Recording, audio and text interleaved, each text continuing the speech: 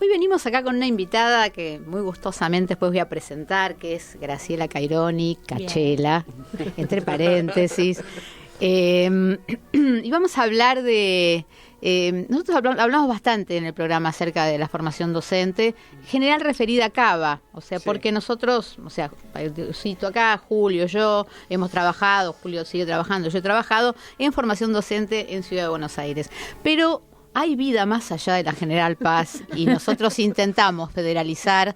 Lo que pasa es que la impronta de Cava es fuerte porque estamos acá situados, ¿no? Sí. Y entonces nos pareció que estaba buenísimo traer una experiencia, pero a la vez también un recorte, que es el recorte de la formación docente, del estado de situación de la formación docente en Mar del Plata, desde la mirada de una capacitadora docente, capacitadora también, digo bien, pero además formadora de docentes, profe de prácticas y residencia, bueno, como con una mirada de cómo está esa situación en Mar del Plata. Así buenísimo. Que hacia allí vamos. Vamos entonces, ¿cómo no? Bueno, avancemos. ¿Te parece que empezamos entonces? Buenísimo. Entonces, decía Cachela, pero Cachela es amiga. Yo estoy con un gusto enorme que Cachela esté acá compartiendo la mañana de radio, porque nos conocemos hace muchos años, hemos compartido mucha trinchera. Muchos años de trinchera en común. Y voy a contar de ella que ella es maestra, es licenciada y profesora en educación, tiene una diplomatura en pedagogía crítica de las diferencias, profe de superior en la formación docente, capacitadora en diversos programas de formación continua y capacitadora del Centro de Capacitación e Investigación Educativa en Gestión Institucional. O sea, está como ubicada en bastantes lugares, hace un tiempo que se fue a vivir a Mar del Plata, y fue posicionándose allí. Buen día, Caché, ¿cómo estás? Bien, gracias por la invitación. Bien, muy bien, muy cómoda. Bueno, me alegro muchísimo. Yo presentaba un poco esta entrevista desde como un macro, digamos que sería un poco enterarnos de ¿cómo va la cosa en la formación docente en relación a, cómo está el estado de situación, cómo están los estudiantes, cuáles son las dificultades y las cuestiones que atraviesan en este momento a la formación docente en Mar del Plata, para después irnos a algo más particular, que sería un proyecto particular del que después vamos a hablar. Mira, primero me parece que hay que hacer una mirada un poco más general. La formación docente, además de que es un hermoso espacio, es un espacio muy vapuleado, como el resto de la educación pública, para empezar. Una de las grandes diferencias me parece que es que el resto de los niveles, inicial, primaria y secundaria, impactan en la vida de toda la gente, y el nivel superior no. Las problemáticas del nivel superior se hacen visibles cuando las hacemos visibles. Claro. Entonces, ahí hay un tema que lo pone en un lugar en particular. Y después es otra cuestión que me parece importante resaltar, porque no sé los alcances en la provincia de Buenos Aires, la formación docente, que creo que en eso es para todos ahora son los 4 años de formación. Esto es una diferencia importante porque antes la formación del docente, de los docentes de inicial o de primaria, era menos tiempo, era considerada como de menor categoría, entre comillas. Hoy, desde la Ley de Educación Nacional, todos los profesorados son profesorados y son de 4 años. Esto le dio una jerarquización a la carrera, a la formación de los docentes de primaria y de inicial, pero esto no logra cambiar ciertas culturas institucionales que hacen a las ciertas lógicas de lo que es la formación docente. Y en eso, no escapa a nadie. Yo, desde la experiencia, puedo hablar un poco más de la formación docente en Mar del Plata, pero me parece que estas son cuestiones generales. Mar del Plata es una ciudad muy grande, en este momento es una de las ciudades con mayor índice de desocupación, por ejemplo, lo cual no es un dato menor. Mar del Plata tiene un sistema educativo municipal enorme que tiene los 4 niveles, que creo que es único en la provincia, que incluye superior. Yo trabajo en el Instituto Municipal de Formación Docente, en el profesorado de primaria, y en el Instituto 19, que es el Instituto Provincial, que es uno de los más grandes de la provincia. Y tiene también, dentro de lo que es el sistema estatal, las escuelas de arte que son institutos de formación técnica y tienen sus profesorados, artes visuales, danza, cerámica. Y hay también en Mar del Plata varias instituciones de formación docente privados. Bueno, una de las cuestiones que pasa en Mar del Plata, tal vez un poco menos, pero en otros pueblos, es que yo pensaba un poco, hay que hablar de lo que es la estructura, de lo que son nuestras matrículas y un poco de lo que somos nosotros, los docentes. Y nuestra matrícula también es muy variada, porque en algunos de los lugares de la provincia, y creo que esto es parecido a cualquier otra provincia, la carrera docente tiene mucho que ver con asegurarse un sueldo del Estado. Y esto no es un dato menor. De hecho, sucedió en algunas localidades muy pequeñas que cuando se abrieron las escuelas de policía bajó la matrícula de los institutos de formación docente. Entonces, claro.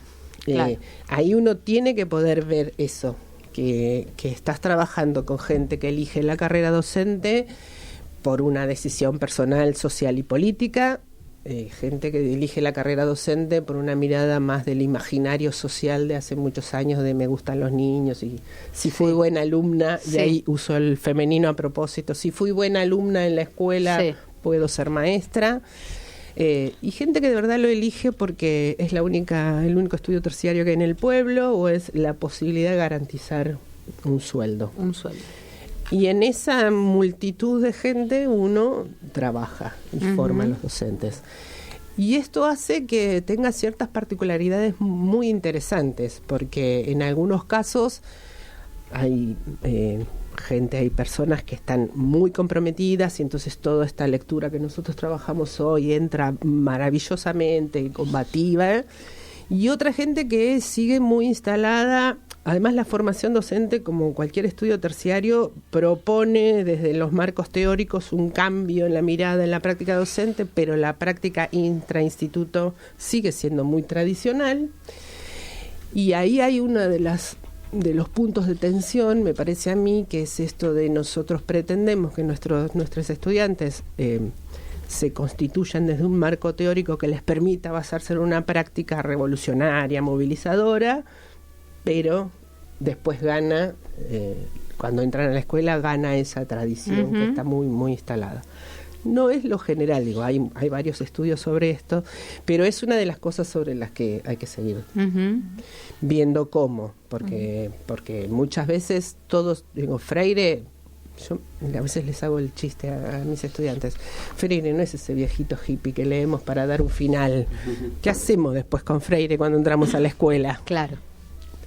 Y además también podemos hacerlo fuera de la escuela. Sí, absolutamente, ¿no? Pero ahí en el espacio de la formación docente nos preocupa qué pasa dentro de la escuela cuando terminaste, tenés el título y tu primer año de trabajo en la escuela marca muchísimo lo que va a ser tu futura práctica, mucho más que los 4 años de profesorado. Claro. Sí, claro que sí. Y ahí estás trabajando vos, ¿no? En el ámbito de las prácticas. Y qué lugar tan decisivo, ¿no? Para la formación de un docente. Y pensaba también preguntarte, Cache, ¿cómo están ustedes, los profesores, los docentes, o sea, los formadores docentes, en relación con el atravesamiento, digamos, de la situación económica, política, pero también con estas diversidades en relación a qué profesores y qué docentes llegan a la formación docente en relación a esto desde qué marcos teóricos, ¿no? Sí. También hay mucha heterogeneidad, hay docentes con muchos años de trabajo en superior y que por ahí tienen una mirada más académica de la formación, y eso también es difícil a veces modificarlo, especialmente en la formación de los profesorados para secundaria se da eso, ¿no? Como muchas veces lo dicen los mismos alumnos. Bueno, para nosotros lo importante es la formación académica, no tanto la didáctica. Disciplinar, digamos, ¿no? Claro. No pasa tanto en inicial y primaria eso. Y ahí te encontrás con otros huecos, porque la carrera, para mí el diseño curricular en este momento de la formación docente es excelente, pero no logra, por lo menos en la formación de los docentes de primaria, que necesitan una formación disciplinar en 4 áreas, Claro. Y hay mucho hueco disciplinar que el instituto no tiene por qué ni logra. Ese es un conflicto. Y bueno, y en esa variedad de docentes está el docente que te sigue diciendo la institución escolar no es para hacer política, y el docente que sale con el cartel de dónde está Maldonado y es sancionado. Bueno, esas variedades. Y como las variedades de las instituciones en las que desde la misma institución se organizan movimientos y visibilización en la calle, y salimos no a la Unicaba, también en la provincia, claro. Instituciones en donde se prohibía toda manifestación.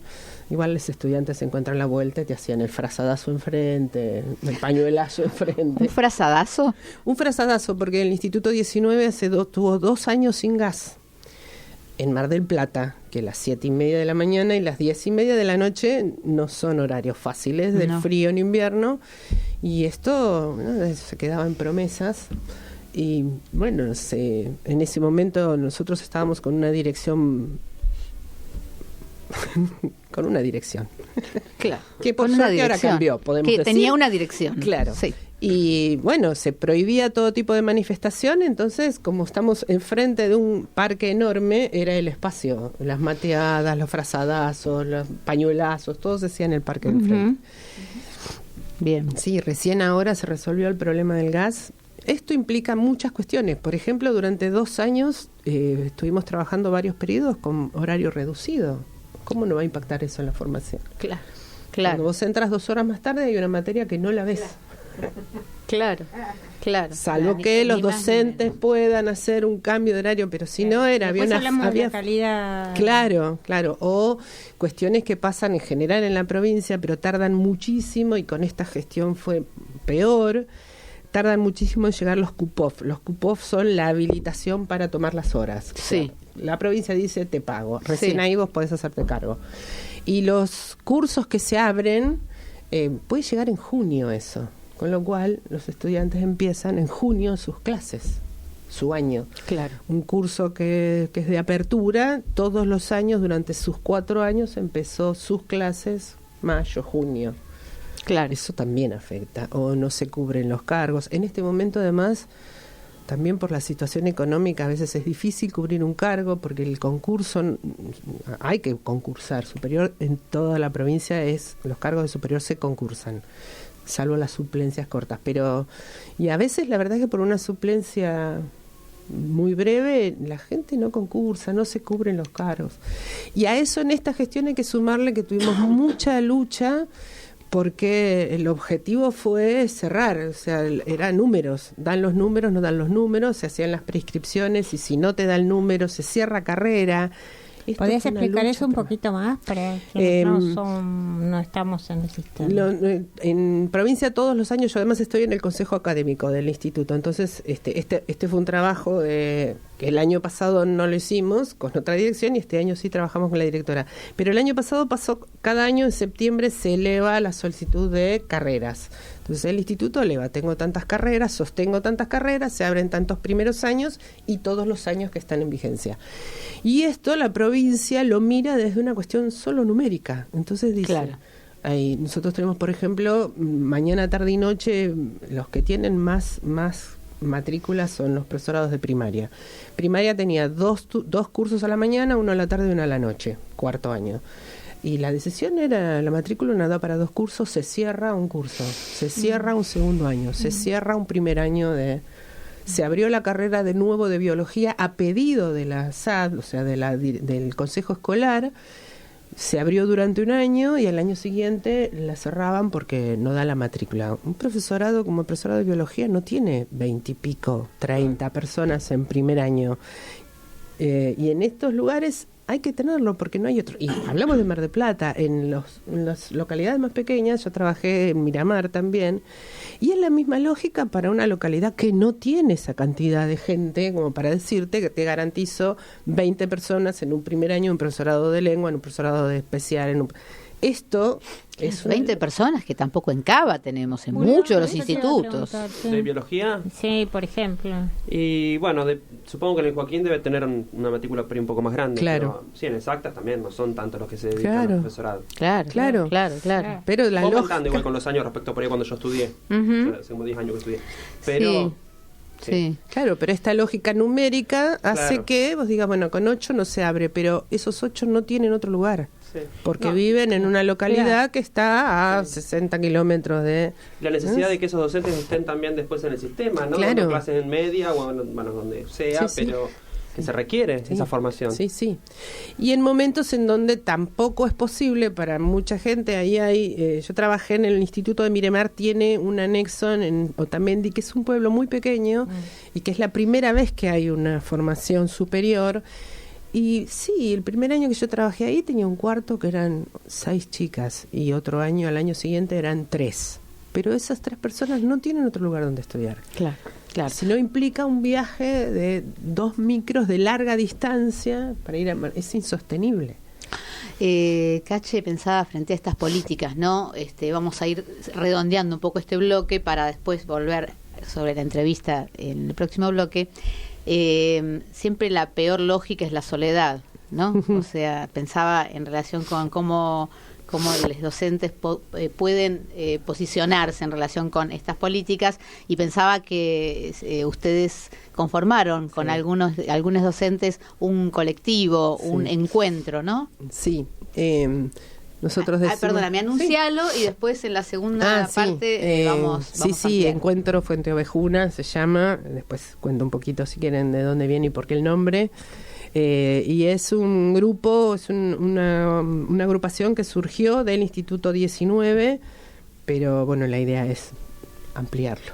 Bien, vamos a seguir acá entonces con Cachela Graciela Cairón. Nos habíamos detenido poniendo puntos suspensivos en realidad, para que vos pudieras contar, abrir un poquito cómo se genera este encuentro, ¿no? En esta idea de siempre de quebrar la soledad para poder ir hacia hacer política. Sí. Fuente Ovejuna nace del espanto y del amor a la vez, podríamos decir. En el 2017 fue ante la hostilidad del panorama nacional, provincial, municipal e institucional, pasaba esto, mucha sensación de soledad, mucha duda ante cualquier situación.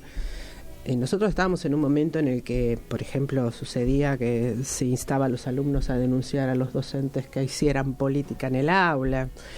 Y apareció fuertemente un grupito de WhatsApp que empezamos como a consultarnos si hay paro, qué hacemos, qué no hacemos, avisás, no avisás, estas cosas como para ampararnos. Y no sabríamos explicar muy bien cómo esto fue creciendo.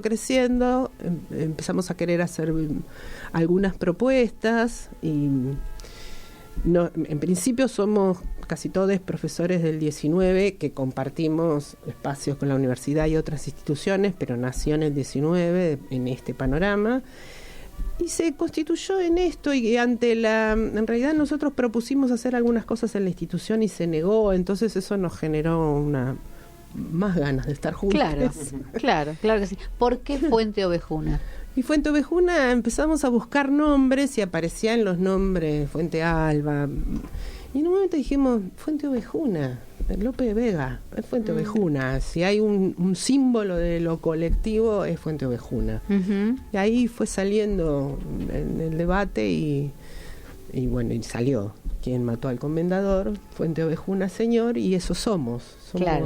Un montón de docentes que, sin importar quién es cada uno, todos estamos muy alineados en una mirada de la educación pública, de la formación docente, de cuestiones de política educativa, y ahí va. Y encuentro, bueno, porque es un encuentro, y la idea es que siempre sea un encuentro.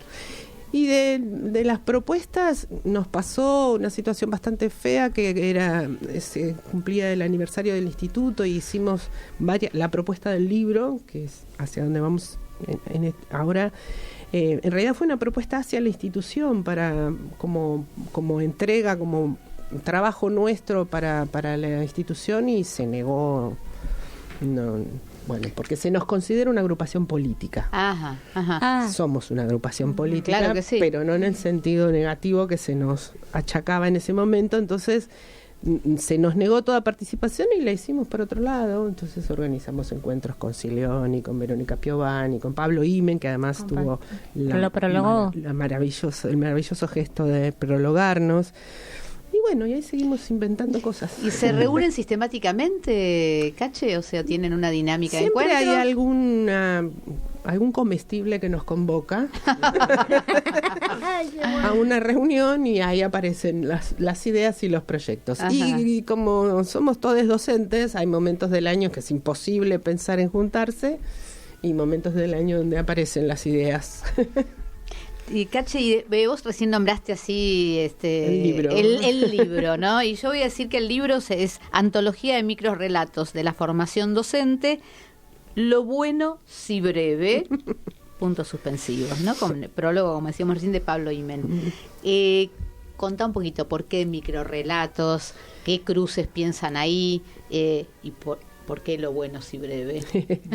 La idea de los relatos, la formación docente tiene mucha impronta del relato, de la narrativa de la propia práctica o del trabajo sobre las narrativas. Cuando nosotros hablamos de la reflexión sobre la propia práctica, muchas veces se trabaja sobre esas narrativas, ¿no?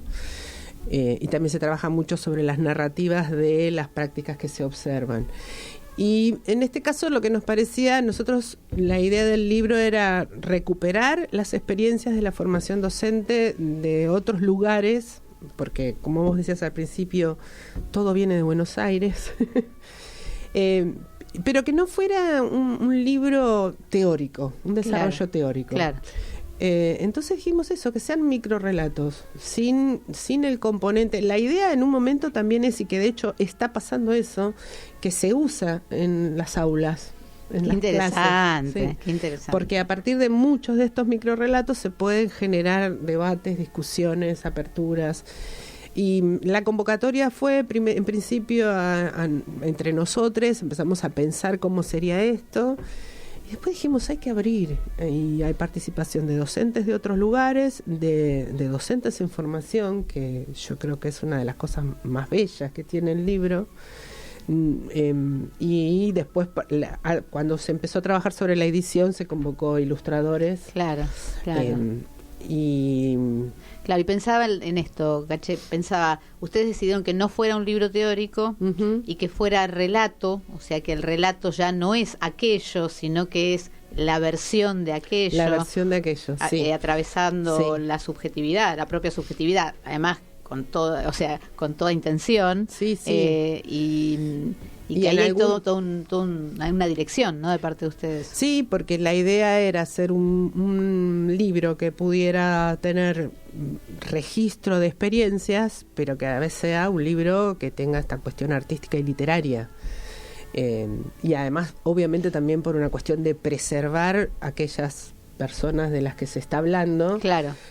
Hay cosas muy metafóricas. De hecho, yo te comentaba antes, hay 2 relatos que refieren a una misma estudiante, que son 2 profesoras. Escribimos sin saber, porque nos dimos cuenta cuando vimos el libro editado que las 2 habíamos escrito claro, sobre una docente en formación que de algún modo nos impactó su trayectoria. Claro. Y vos lees los 2 relatos y no te das cuenta que es la misma persona, porque están metaforizados cada uno para su lado. Claro.